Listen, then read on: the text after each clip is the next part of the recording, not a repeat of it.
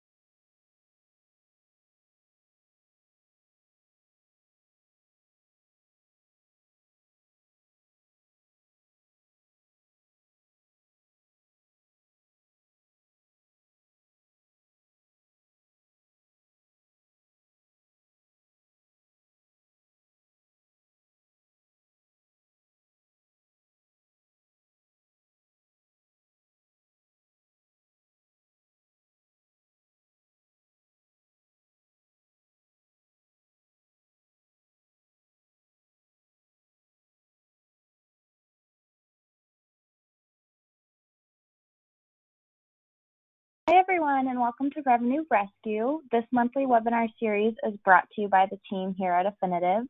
For those of you just getting to know us, we provide marketing and software solutions to over 5,000 dealerships nationwide, working with every major manufacturer in the country, and we're excited to take some time to share a bit of the knowledge and insights that we've gained through our experiences. So each month, our Revenue Rescue webisode features a new topic addressing common challenges in your dealership that may be leaving revenue on the table. In the end, our goal is really to guide you through solution and strategy ideas to help you make the best decisions possible for your business. So today, Courtney Evans, Affinitive's Vice President of Product Marketing, is going to discuss how to ensure your messaging is not only valuable, but leaves a lasting impressions on your customers. And to learn more about that, I will turn it over to Courtney. Thank you, Christina. I'm glad to see some return visitors as well as some new people tuning in.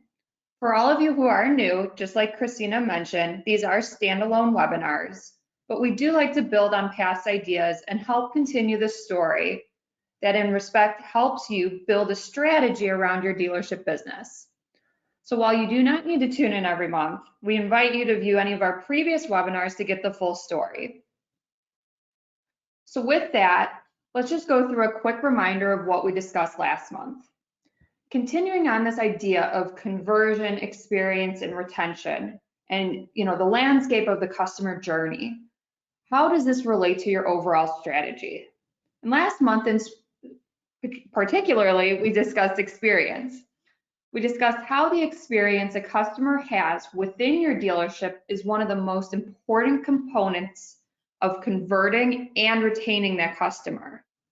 With the millennial generation becoming the most prevalent generation within our economy and having, purchasing power, we need to remember that we're catering to a generation that has had everything within arm's length and information at their fingertips. Service lane technology helps us to create a better experience that makes it feel like it is a one-to-one touch. It's personalized for that individual customer and really speaks to the needs in a way that they understand and can appreciate. It also helps us create this data-driven experience. This means that the customer has a personalized experience, but the dealership is also gaining all this powerful data that we can, in the end, use and really amplify our marketing.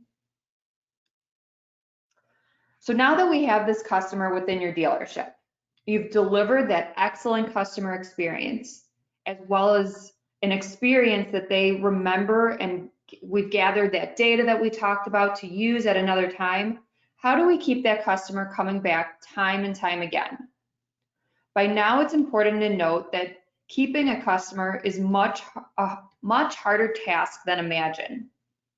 Competition's high and consumer preferences are ever so more important. But the potential to sell to an existing customer is somewhere between 60 and 70%, while selling to a new prospect is only around 10 to 20. We have a much higher chance of creating revenue opportunities with those customers that have already been to our dealership at least once. I've said it once and I'll say it again, it's always cheaper to retain a customer than bring a new one in. So with that idea in mind, today's goal is really simple. We want to make sure that we're creating a marketing message that leaves a lasting impression on the customer, fosters this relationship, and has them coming back time and time again, but also drives revenue. We want to steer away from the feeling that we're delivering a sales pitch. And we want to build an experience through our marketing that makes that customer feel like we care. So how do we do that?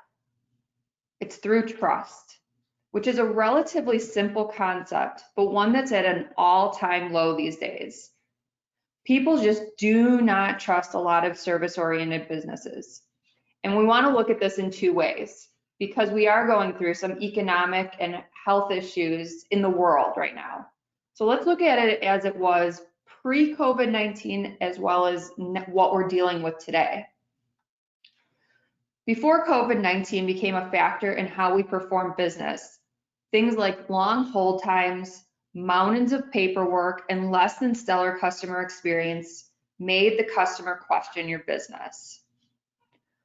The second a customer begins to question why certain things are required, your overall customer service, or how information is being obtained and how it's being used, we weaken that relationship and we lose trust within that customer. We need to remember that every customer has a choice of who they do business with. You might be shocked to hear that only about 9% of business is lost due to marketing coming from another competitor.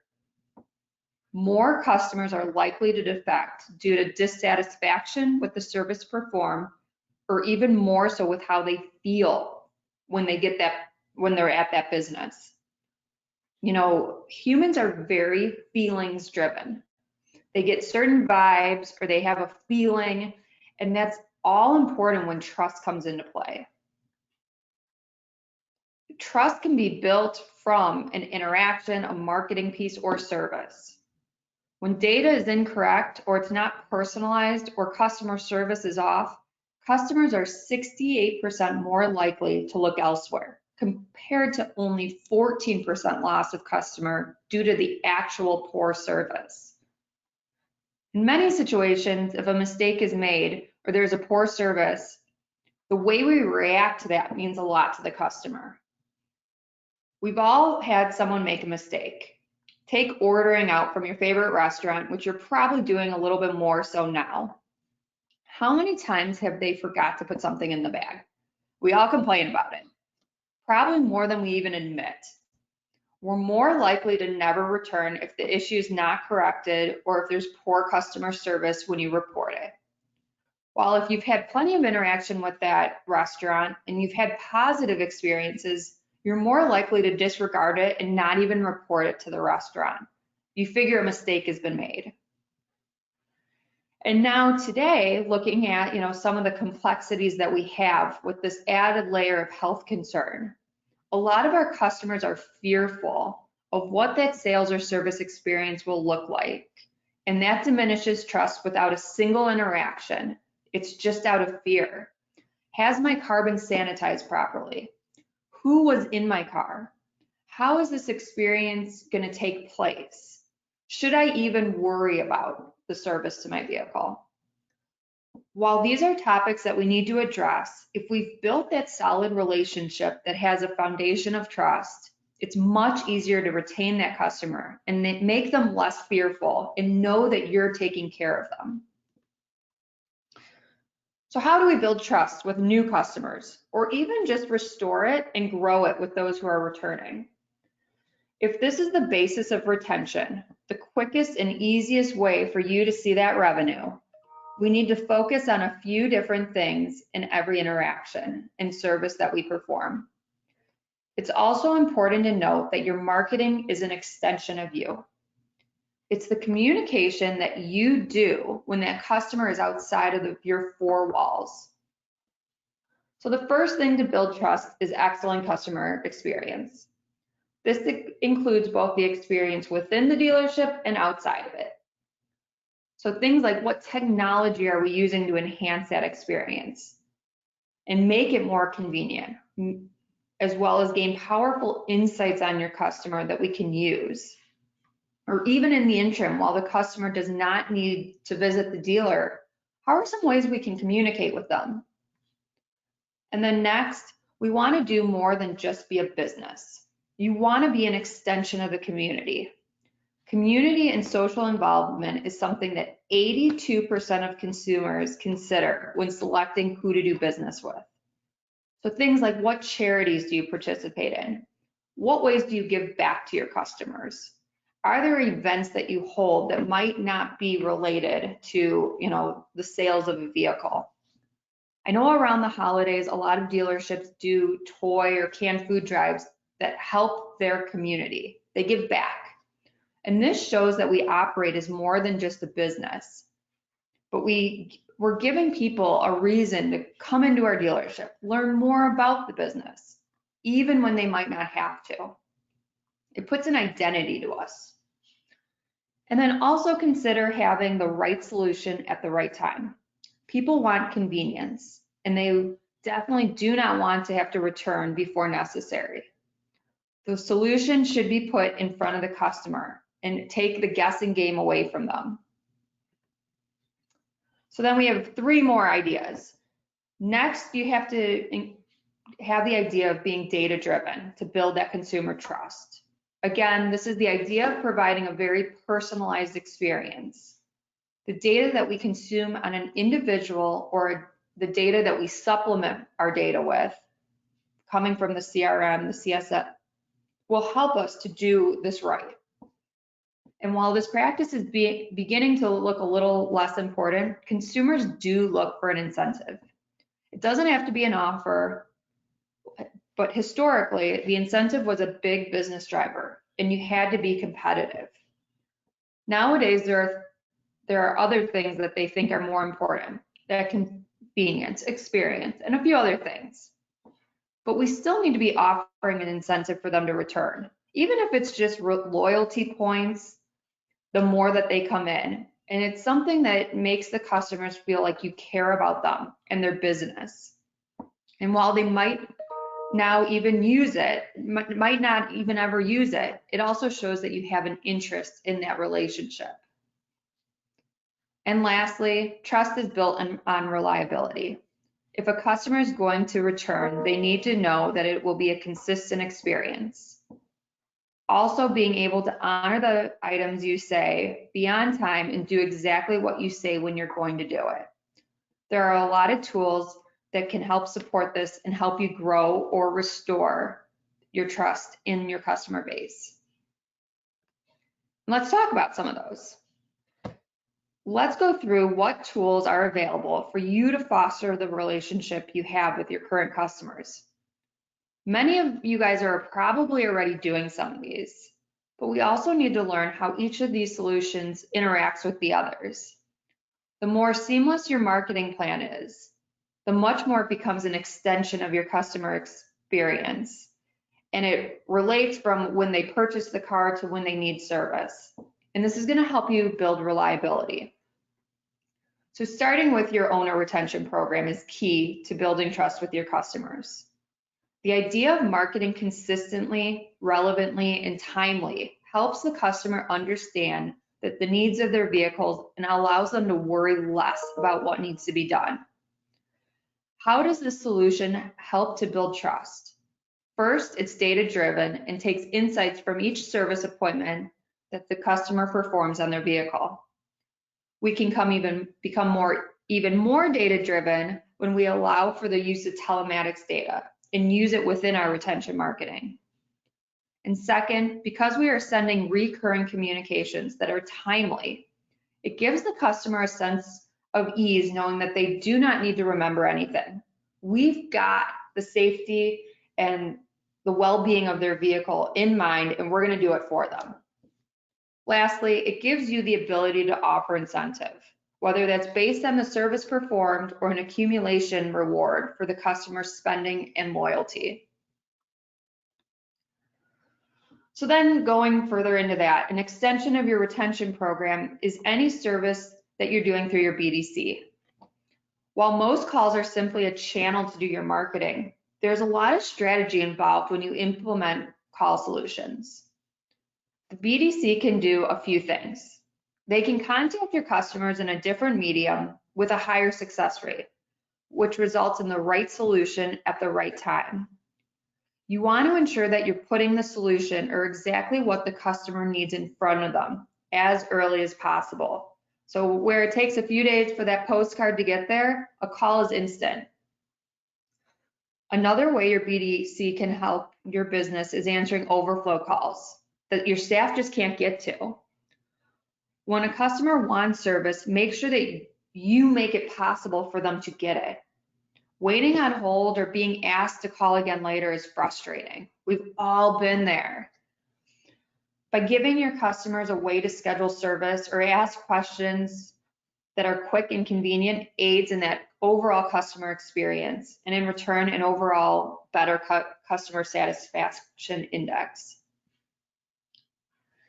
Another tool that we have at our disposal are campaigns. Now, when most people hear campaign marketing, they think of either an email blast or a postcard to advertise a sale. But we don't commonly think of them as newsletters to promote community events or charitable actions within your dealership, or a call campaign to help promote a service event. Another campaign that is not used enough are campaigns to promote education of the vehicle or the dealership. They might not have a high ROI, but they help build that trust. No one drives off the lot knowing the full capabilities or the best practices of their new vehicle. The more they learn about the car, the more they appreciate it, and the more likely they are to take care of it. And you want to be part of this. You want to help that customer foster, the safety of their vehicle. We can use a data-driven practice and send targeted campaigns that either look to target a specific model or maybe even a certain age group that has invested interest in something specific within the car. Campaigns allow you to be more targeted if used correctly, which will help deliver a more personalized experience and heighten the overall customer journey. Gone are the days that we just email everyone within our DMS the same message. The thing to remember with campaigns is we need to think holistically. While emails might be cheap and easy to send, you also need to be thinking about this omni-channel perspective. Kind of how we talked about using calls within your retention program, we want to make sure that your customers are and ensure that they're seeing your messaging. Sometimes emails and direct mail comes across too sales pitchy and less informative. That's why trying to diversify your marketing to use social or digital BDC can help boost retention and make sure that all of your customers are seeing what they need to know. And as we start to wrap up, it's important to put some numbers behind why we focus on retention and building trust. More than half your revenue is coming from your existing customers.